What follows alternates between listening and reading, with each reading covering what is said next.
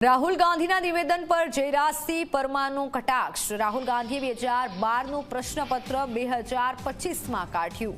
વારંવાર નાપાસ થતા વિદ્યાર્થી પાસે વિશ્લેષણ કર્યું અને હાર બાદ કોંગ્રેસની ઇમારત જર્જરિત બની ગઈ છે તેવો કટાક્ષ કર્યો।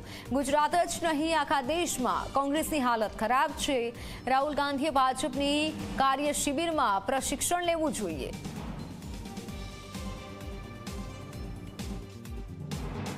રાહુલ ગાંધી ગુજરાત કોંગ્રેસના નેતાઓને જે રીતે પ્રશ્નોત્તરી કરી રહ્યા હતા એ રીતે એમને જે પ્રશ્નપત્ર કાઢ્યું છે પણ એ અભ્યાસક્રમ છે એ 2012નો છે અને પ્રશ્નપત્ર 2025માં પરીક્ષા લઈ રહ્યા છે।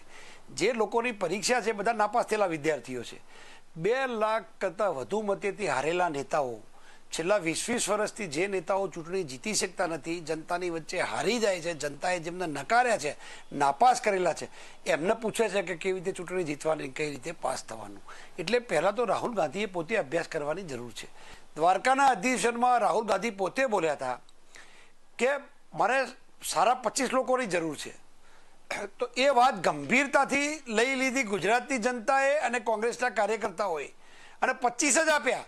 તમે લોકસભાના સભ્યો વત્તા ધારાસભ્યો વત્તા જિલ્લા પંચાયતના પ્રમુખો, મહાનગરપાલિકાના મેયરશ્રી, તાલુકા પંચાયતના પ્રમુખો, જિલ્લા પંચાયત, આ બધાનું ટોટલ મારો 25 થઈ જાય છે।